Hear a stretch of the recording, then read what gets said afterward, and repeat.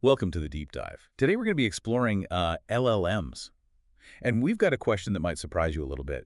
Can these AI systems actually count? That's right.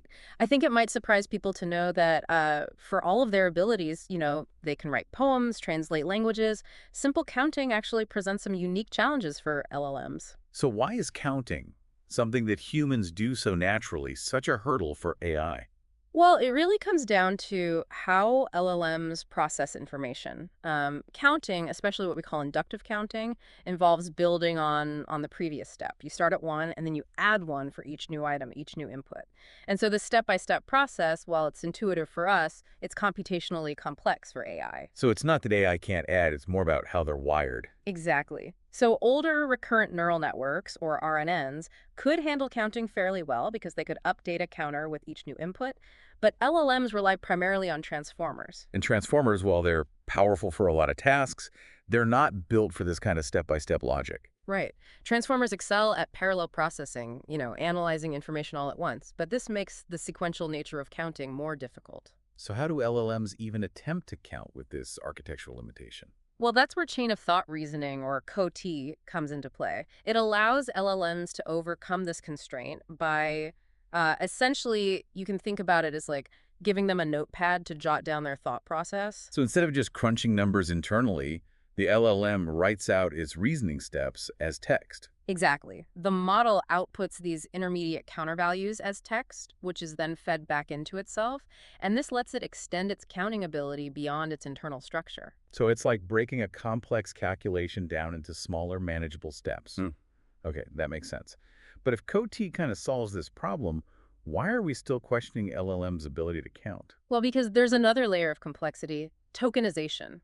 And this refers to how LLMs break down words into smaller units they can understand, which are called tokens. Okay, remind me how tokenization works. A very common method is byte pair encoding, or BPE. And for efficiency, BPE often groups multiple characters into a single token. So instead of seeing individual letters, the model might see chunks of a word. So the LLM might not always be seeing the individual components that are needed for accurate counting. That's right. Exactly. Imagine the word strawberry being broken down into tokens like straw, burr, and ray. And if we ask the LLM to count the letter R, but it's only seeing these larger chunks, it's going to run into trouble. So it's like asking someone to count apples when they can only see baskets of fruit. Okay. But how much does this actually affect an LLM's counting accuracy? Well, that's a crucial question, and researchers have found some clever ways to investigate this, even when working with closed source models. Since they couldn't directly manipulate the tokenization process, they had to get creative. So they found ways to work around these limitations and still study the effects of tokenization. What did they do? Well, they manipulated the input strings to force the model to tokenize differently. For example, they added spaces between each letter, used commas as separators, or enclosed each letter in quotes. And these changes, while not altering the counting task itself, significantly impacted how the model broke down the words into tokens. So they essentially tricked the model into seeing the individual letters, even with its default settings. Exactly. And this allowed them to isolate the effects of tokenization on the LLM's counting performance. And then they gave the LLM a series of counting tasks, focusing on counting specific letters within strings of varying lengths. And I'm guessing the results really highlighted the importance of tokenization. Absolutely. The research showed that chain of thought reasoning did significantly improve counting accuracy. However, tokenization played a much larger role than anticipated. So how did the different tokenization strategies compare? Well, as you might expect, the BPE-style tokenization, where letters were grouped together, led to the poorest performance. Separating each letter into its own distinct token yielded the best results by far. And this really shows just how vital, clear individual building blocks are for the LLM to perform accurate counting. It seems intuitive that eliminating the ambiguity would lead to better results. But why is this research on counting letters so important? It seems a bit basic. Well, it might seem basic, but it reveals a fundamental aspect of how LLMs work. These models are being used for increasingly complex tasks, analyzing data, making predictions, even assisting with decision making. And so if something as fundamental as counting letters can be affected by tokenization, what happens when they're dealing with more nuanced information? That's a great point. It suggests there might be hidden hurdles that we need to be aware of when applying LLMs to more complex real-world tasks. So While LLMs show impressive capabilities, we need to be mindful of their limitations. Speaking of limitations, didn't the research uncover another interesting finding about the types of letters LLMs found easier to count? Yes. Interestingly, LLMs were actually better at counting less frequent letters. For example, they were more accurate when counting ZS than ES. Now that's counterintuitive. You would think the more common a letter is, the easier it would be for the model to recognize and count. Why would rarer letters be easier? It's still an area of ongoing research, but one theory suggests that less frequent letters might have simpler, less information-dense representations within the model's internal workings. Common letters, on the other hand, might have more complex meanings and associations attached to them, potentially creating distractions for the model during the counting task. So it's like those common letters have too much baggage from their frequent appearances. The rarer letters are just happy to be there, ready to be counted. But jokes aside, this finding adds another layer of complexity to our understanding of how LLMs process language and perform even seemingly simple tasks. It certainly does, and it really highlights the need to consider these nuances when evaluating LLM performance and applying these models to real-world problems. So we've covered a lot of ground here. We've explored the challenges of inductive counting for LLMs, the power of chain-of-thought reasoning as a potential solution, and the surprising impact of tokenization on counting accuracy. What are the key takeaways for those of us intrigued by the world of AI and LLMs? Well, I think the main takeaway is that while LLMs are capable of some remarkable feats, we need to be mindful of their limitations and understand how these limitations can manifest even in seemingly simple tasks like counting. And this understanding is going to be crucial as we continue to develop and deploy LLMs for increasingly complex applications. This research is a reminder that there's always more to learn, more to discover, and more to understand about these incredible systems. Stay tuned for part 2 of this deep dive, where we'll uncover even more fascinating insights about LLMs and their unique approach to counting. This whole discussion about how LLMs count compared to humans, it really highlights the differences in their approaches. Yeah, I'm all ears. Those comparisons between human and artificial intelligence are always so fascinating. Well, consider how effortlessly humans can grasp small quantities. We can instantly recognize the number of objects in a small group without actually counting. Like knowing there are 3 cookies left without having to point and count each one. Exactly. But LLMs, even with Suti, they don't possess that inherent number sense. They really rely on a methodical, step-by-step approach, regardless of the number size. So even with those perfectly separated tokens, the LLM would still go through that entire counting process. That seems to be the case, at least based on current research. It's a reminder that while impressive, LLMs still process information very differently from human brains. Yeah, it makes you appreciate the complexity of human cognition and how we're still trying to kind of replicate that in these artificial systems. Absolutely. And each new discovery opens up even more questions, fueling further research and pushing the boundaries of our understanding. Speaking of discoveries, didn't the researchers find something unexpected about how accurately LLMs count different letters? Yes, they discovered a fascinating correlation between a letter's frequency in human language and the LLM's accuracy in counting it. Refresh my memory on what we mean by letter frequency. It simply refers to how often a particular letter appears in written text. So, for instance, E is the most common letter in English, while Z is much rarer. So common sense would suggest that LLMs should have an easier time counting those, frequently encountered letters. You would think so, but the research actually revealed the opposite. LLMs consistently demonstrated higher accuracy when counting less frequent letters, like Z, compared to common letters, like E. That's surprising. Why would rarer letters be easier to count for these models? It's a bit of a puzzle, but there are a few potential explanations. One theory suggests that less frequent letters might have simpler, more distinct representations within the model's internal workings. Because they appear less often, their meaning and usage might be more straightforward. Precisely.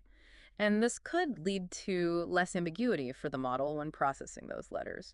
In contrast, those common letters, with their multiple meanings and frequent appearances, might be too noisy for the LLM to handle as accurately. It's like trying to count the ES on a crowded billboard. There's just too much visual information to get an accurate count. That's a great way to visualize it. Yeah, those rarer letters, on the other hand, stand out more clearly, like a lone Z in a sea of other characters. This finding really underscores how much we still don't know about how LLMs process language and how their internal representations differ from our own understanding. It also raises some crucial questions about how we train these models. If letter frequency impacts accuracy, should we adjust training data sets to account for these biases? Are there ways to optimize tokenization strategies to better handle common letters? Those are all important questions that researchers are actively exploring. Highlights that while LLMs have come a long way, we're still in the early stages of understanding their full capabilities and limitations. Absolutely. This deep dive has certainly taken us down some unexpected paths. We've journeyed from, you know, basic counting to tokenization tricks to this surprising influence of letter frequency. What a ride! It's been a fascinating exploration. It really underscores the importance of questioning assumptions and delving into those intricacies of how these AI systems operate. Speaking of details, the researchers didn't stop at comparing letter frequencies, right? They went a step further to test their hypothesis. They did. To solidify their findings about letter frequency, they designed a really comprehensive experiment. They selected letters representing a wide range of frequencies, from very common to extremely rare. It's like creating a linguistic spectrum of letters, from the everyday workhorses to those making only cameo appearances. Exactly. And they then generated strings of text with varying lengths, ensuring that each of these letters appeared a significant number of times. So they moved beyond single words, like creating mini texts specifically designed to test the model's counting abilities. Precisely. And the results consistently supported their earlier findings. The rarer the letter, the more accurately the LLM could count it. It's like they cracked the code. Yeah. Discovering this predictable pattern in how LLMs handle this fundamental task of counting. And that predictability is crucial for the field's advancement. It means that we can start developing strategies to mitigate these biases and improve the accuracy of LLMs across a broader range of tasks. So it's not just about understanding what LLMs do, but why they do it. And this deeper understanding can lead to more robust and reliable AI systems. Absolutely. And that brings us back to the bigger picture. While we've been focusing on counting letters, the implications of this research extend far beyond simple arithmetic. It's about laying the foundation for understanding how to develop and apply LLMs in more complex domains. Consider the potential impact on tasks like data analysis, financial modeling, or scientific research. If tokenization and letter frequency can influence counting accuracy, we need to be aware of these factors when using LLMs for these really sophisticated applications. Yeah. It's a reminder that we can't just blindly trust the output of these models. We need to be critical thinkers, questioning the results and understanding the potential biases at play. And that critical thinking should extend to how we design and train these models. We need to constantly evaluate our methods, seeking ways to improve their robustness, accuracy, and fairness. This deep dive has been a fantastic reminder that the world of AI is full of surprises, challenges, and opportunities.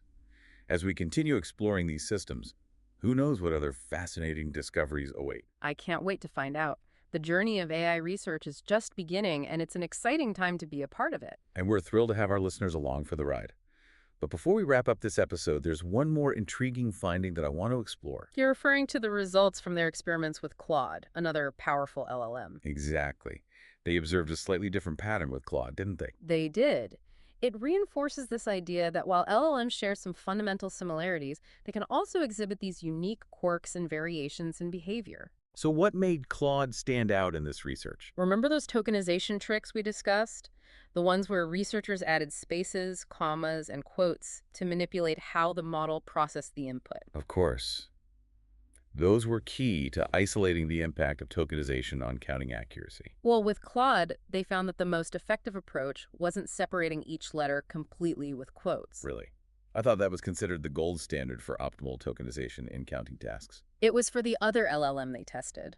However, Claude performed best when letters were separated by commas and spaces, but not enclosed in quotes. That's interesting. Any thoughts on why that might be? It could be related to the specific implementation of Claude's tokenization algorithm.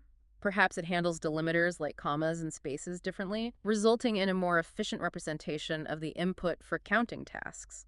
So even though those quote-separated tokens seemed ideal in theory, Claude found a different path to achieving accurate counting.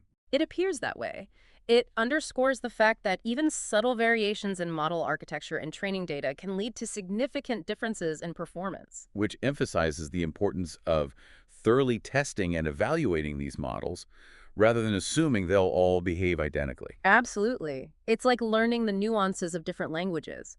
Even though they share some common grammatical structures, Each language has its own unique rules and expressions. So we need to become fluent in the language of each LLM to unlock its full potential. That's a great analogy. And that fluency comes from a combination of rigorous research, careful experimentation, and a healthy dose of curiosity. This deep dive has certainly been a testament to the power of curiosity. We've uncovered some surprising insights about the inner workings of LLMs, and I have a feeling there are many more mysteries yet to be unraveled. I couldn't agree more. The field of AI is constantly evolving, and it's an exhilarating time to be a part of this journey of discovery. We're glad to have our listeners along for the ride. But before we wrap up this episode, there's one more fascinating aspect of this research that deserves our attention. You mean those intriguing case studies where they actually examine the step-by-step output of the LLMs during the counting process? You read my mind. Those case studies really provide a glimpse into the thought processes of these models. And they reveal some interesting patterns, don't they? They do. Remember our discussion about supervised CoT, where the model receives explicit instructions on how to perform the counting steps? Of course. It's like giving the LLM a detailed recipe to follow instead of letting it experiment in the kitchen. Well, in those case studies, they compared the performance of LLMs using both supervised and unsupervised CoT. And I imagine the results highlighted the importance of providing those step-by-step instructions. Exactly.